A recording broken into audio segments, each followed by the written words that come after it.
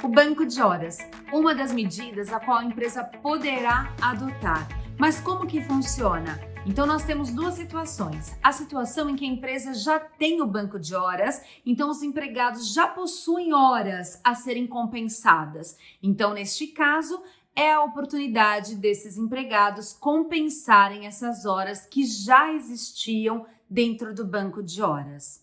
Agora, professora, não tem banco de horas. A empresa pode instituir o banco de horas nessa situação em que a empresa deve afastar os empregados da sua atividade e deve manter aqui o pagamento. Então, nesta situação, a empresa, ela pode, eu entendo, e vamos combinar aqui o seguinte, que todo mundo terá sua opinião, porque nada é tão simples, nada é tão certo, determinado, diante de uma situação de estado de calamidade. Então, diante dessa situação, eu estou colocando aqui o meu ponto de vista e vamos agora imaginar que futuramente, se isso não for adequado, pode ser que o empregado entre com uma reclamação trabalhista e aí vamos esperar o Poder Judiciário se manifestar em relação a cada medida a ser adotada agora neste momento pelas empresas, tá? E eu estou falando também de empresas de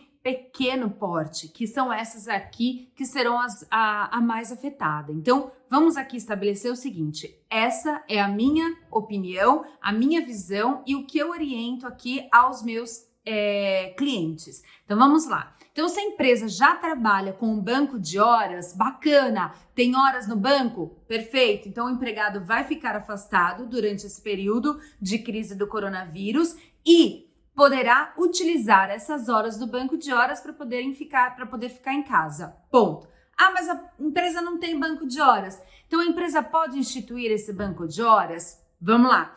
Antes da reforma trabalhista de 2017, o banco de horas só era possível se estivesse determinado num acordo ou numa convenção coletiva de trabalho. Se não estivesse, qualquer tipo de compensação aqui de banco de horas seria nulo. Mas com a reforma trabalhista, houve aqui a possibilidade de a empresa, junto com o empregado, criar aqui o banco de horas. Óbvio que é um pouco complicado, porque o empregado vai falar, mas eu não quero compensar as horas, eu quero fazer as horas para poder receber essas horas acrescidas de 50% ou de 100%, dependendo do dia. Então, o que acontece? Para firmar esse banco de horas, há aqui a necessidade, a obrigatoriedade para ter validade esse banco de horas, a anuência do empregado. Aí você vai me falar, mas numa situação de crise é óbvio que o empregado vai ser coagido a assinar. Aí é uma outra questão. O empregado teria que entrar com uma reclamação trabalhista, dizer que foi coagido a criar esse banco de horas, a aceitar o banco de horas, sob pena de rescindir o contrato de trabalho. Mas aí é uma outra situação que nós vamos analisar posteriormente. A questão aqui é o seguinte, nós temos que adotar medidas de emergência. A empresa precisa manter esse contrato de trabalho e, para isso, ela precisa manter o empregado fora do seu estabelecimento, fora das atividades, até porque tem várias empresas que precisaram fechar e precisam manter o contrato de trabalho numa situação de interrupção do contrato. E o que é interrupção do contrato? O empregado não vai trabalhar, mas a empresa vai ter que necessariamente efetuar o pagamento dos salários. Bom, então para isso a empresa pode, junto com o seu empregado, criar esse banco de horas em que essas horas em que o trabalhador vai ficar em casa, mas vai receber, ele poderá depois, quando as atividades voltarem aí à normalidade, compensar essas horas. Então, eu entendo que o banco de horas, mesmo que não existia antes do fechamento, pode ser estabelecido aqui pelo empregado e empregador, certo? Bom, segunda situação que eu verifiquei aqui. Sindicato, já tem sindicato, estabelecendo num acordo coletivo que pode ser criado banco de horas, sim, mas o empregado só vai compensar 50% dessas horas. Os outros 50% é a empresa que vai ter que arcar, ok? Então, isso está no acordo. Se está no acordo coletivo, tem que ser cumprido. Então, se o empregado ficou 100 horas em casa, a empresa vai pagar por essas 100 horas, só que a empresa só vai poder exigir a compensação de 50% dessas 100 horas quando as atividades voltarem aqui ao normal, ok? Bom, aí você vai me perguntar, professora, e se porventura o empregado não quer firmar esse banco de horas, mas a empresa exigiu esse banco de horas? Bom, aí nesta situação, o empregado terá que entrar com uma reclamação trabalhista e postular a nulidade desse documento, dizendo que ele foi coagido a aceitar num momento de crise e ele foi obrigado a aceitar, porque senão ele teria aqui o contrato rescindido. E o que a empresa vai ser condenada? Se o juiz entender que, de fato, não poderia ser criado o banco de horas nessa situação de pressão, vai ter que mandar aqui o empregador,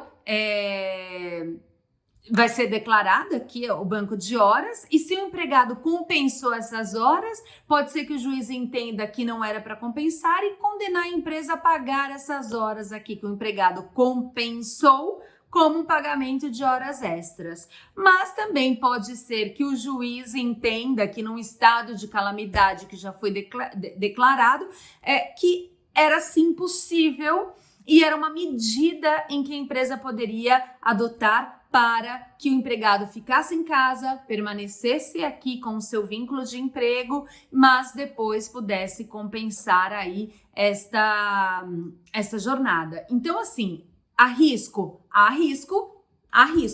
mas muitas empresas estão adotando essa postura, adotando esta medida para poder deixar os seus empregados em casa, mantendo o vínculo, pagando seu salário, mas estabelecendo que quando as atividades voltarem aqui à normalidade, será aqui compensada essas horas. E lembrando que o sindicato, verifiquem se o sindicato já estabeleceu algo nesse sentido.